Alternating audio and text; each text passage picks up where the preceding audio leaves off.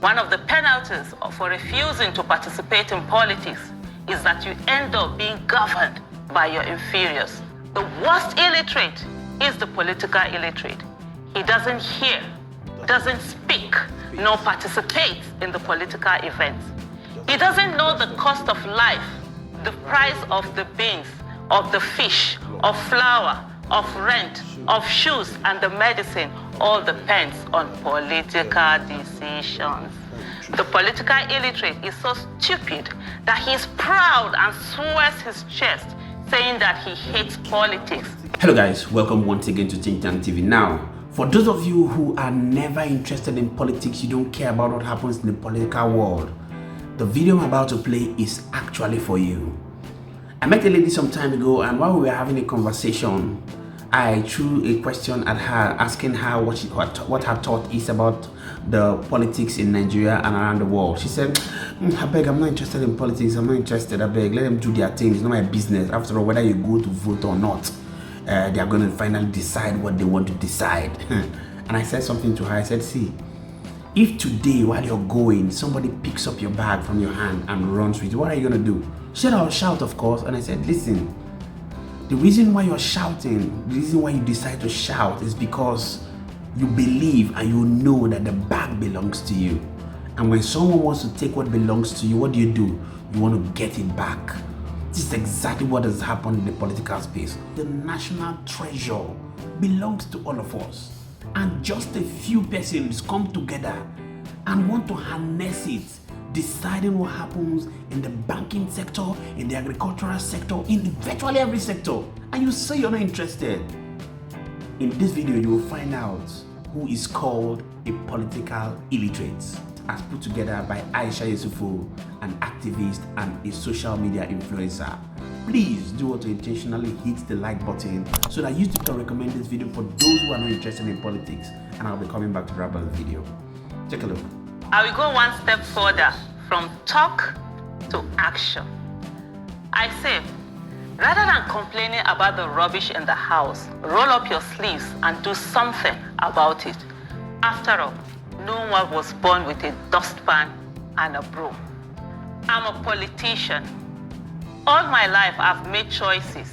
I'm into the Nigerian politics now. And on my watch and in places I operate from, I will ensure it is clean. We're always being told that politics in Nigeria is dirty. Any talk of being ashamed of politics or regretting politics, count me out.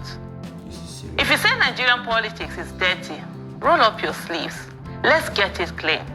Doing nothing never solves anything. Nature abhors vacuum. If you stay away, others will occupy the space and make the decisions on your behalf. These were the words I posted on my X handle, formerly known as Twitter, on the 5th of March. And you would have thought I had just been caught committing a serious crime.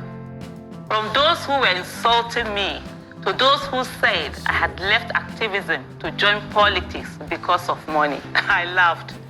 Insults and praises are the same. They are people's opinion about me and not my reality. Matakota will use the insult to rub our body like Vaseline. In Nigeria, we've been conditioned to believe that politics is dirty, and the moment you participate in it, you become soiled. This has led to charlatans taking over the political space, and we constantly wonder why we are suffering from bad governance. I've always maintained that politics and activism have the same purpose. They are both for the greater good of the people. It is the execution that differs. Where activism is focused on pointing out the problems, politics is focused on solving the problems. Politics is how we get the people who will govern us and make policies which either make or mar our lives. In what way does it make sense for us to say we will not participate in politics?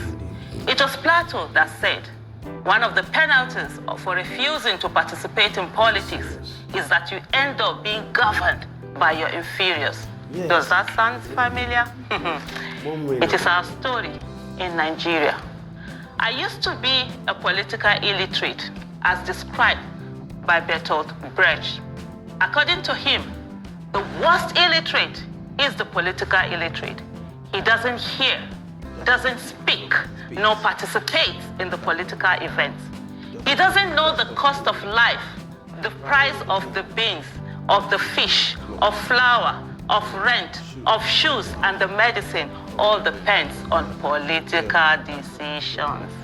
The political illiterate is so stupid that he is proud and swears his chest, saying that he hates politics.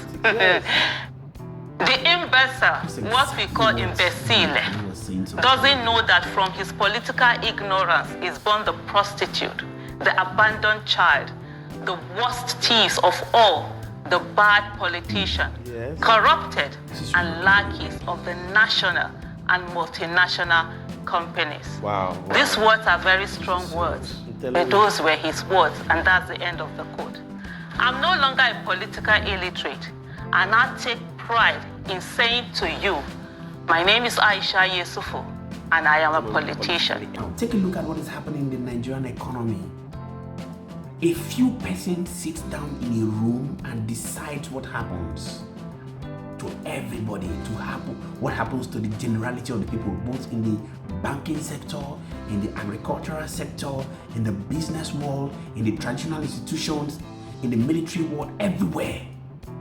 Then why are you saying you will not be interested in what happens in that sector? Why do you think you should not know and at least find a way to do a little that you can do, even if it has to do with just sharing this video or hitting the like button? Why don't you want to be interested in it when a few persons will loot the national treasury, decide what happens in their parlor, decide what happens in all the sectors, and it's going to, at the end of the day, affect your pockets? You seem to not want to be interested in it. But the good news is that Nigerians have actually woken up to this reality. Because if you see from the last election, you see that a lot of people woke up and said a lot. A lot of people were doggedly interested and involved in it. I know that most of them were allegedly disappointed by the actions of INEC, as it were. I want to believe that that's a starting point for us. I want to believe that that's an awareness state. At least, if for nothing, the political class now understands that Nigerians are now aware. Nigerians are no longer going to be leaving them to do it how they want to do it. And at least they'll go ahead to prepare better. They'll go ahead to give the people the dividends of democracy as much as they can, even though I know that these politicians, you never can speak on their behalf. But obviously, we have created a niche for ourselves to make them understand that we are now aware. I'd like you to also ensure that you create this awareness by sharing this video, because it's very educative. If you heard the words of AISHA YESUFU, it is very educative. It lets people know their rights as citizens in a country, so that you can understand that you have a role to play in making the place and the government a better place. Do want to intentionally hit the like button so that YouTube can recommend this video for more people to get to see the words of AISHA YESUFU in this video, and I'll be continually here to serve you. Many thanks indeed to all our viewers and returning subscribers. We really do not take it lightly. My name again is Moses, and this is Think Tank TV. See you on our next video. Bye for now.